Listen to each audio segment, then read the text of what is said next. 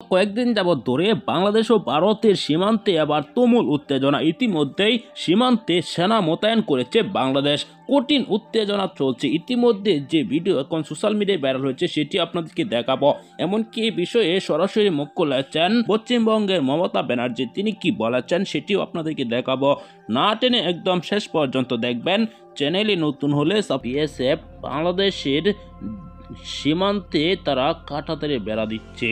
তাদের সীমান্তে দিলেও কিন্তু আইন লঙ্ঘন করে তারা এই বেড়া দিচ্ছে। সেজন্যই বারবার বাধা দিচ্ছে বাংলাদেশের বিজিবি, কিন্তু সেই বাধা মানছে না বিএসএফ।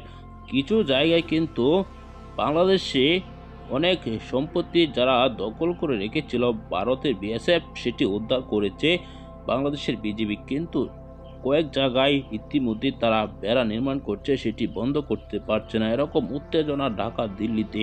এবার এ বিষয়ে সরাসরি মুখ খুলেছেন ভারতের সেনাপ্রধান। তিনি বলেছেন, বাংলাদেশ আমাদের বন্ধু রাষ্ট্র, বাংলাদেশের সাথে আমাদের সম্পর্ক এগিয়ে নিতে হবে।